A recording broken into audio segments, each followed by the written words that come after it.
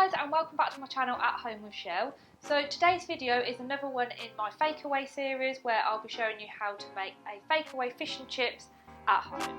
This is honestly the nicest fish and chips I've ever had. I'll be showing you triple cooked chips, beer battered fish and creamy mushy peas.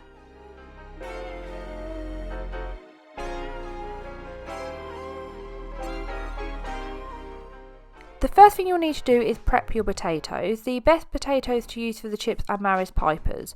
You'll need around 7 to 8 potatoes dependent on their size, and after peeling them, cut them into chips shaped slices, place them straight into cold water, then rinse them under cold water for around 3 minutes to get rid of all the starch.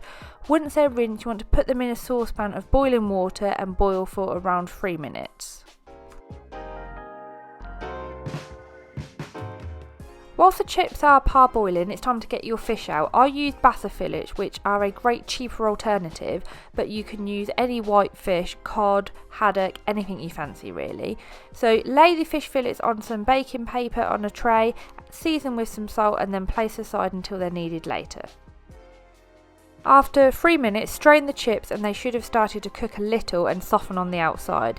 Lay each chip on some baking paper in a single layer, then place it in the fridge for around an hour or for as long as you can.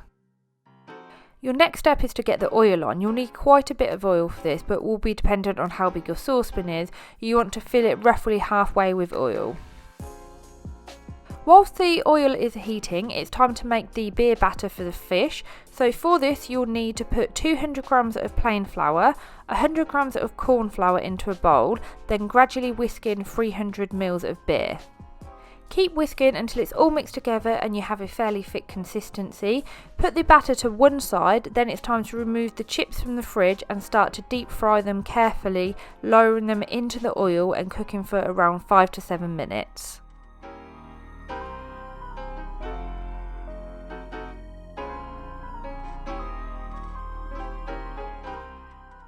Whilst your chips are cooking, sieve some flour onto a plate and season with some salt and pepper.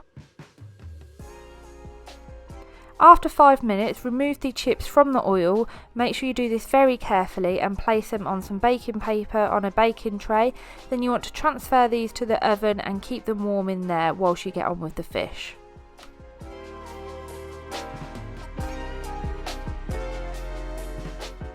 Coat each piece of fish in this seasoned flour. Then dip in the batter, making sure it's fully covered, then carefully lower into the oil, frying for around 5 to 6 minutes, and you should have lovely crispy batter. I like to do this in 2 batches and keep one batch warm in the oven with the chips whilst I cook the other one. Once the fish is cooking, pour a cup of peas into a saucepan, pour over boiling water and boil for around 5 minutes. After 5 minutes, check the fish and if it's nicely golden, remove and place it in the oven to keep warm whilst you cook the remaining fillets.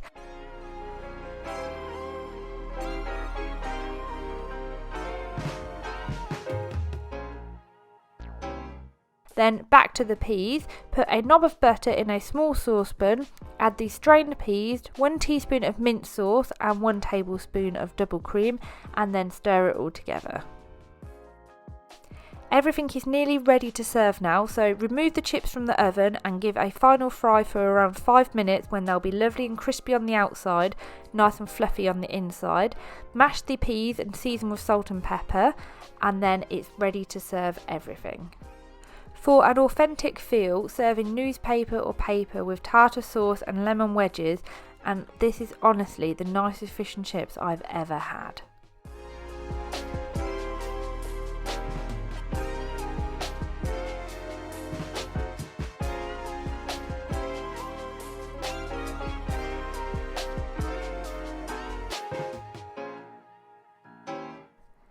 Thank you for watching guys, I really hope you've enjoyed this video. If you have, please give it a thumbs up, and if you're not already subscribed then please consider doing so.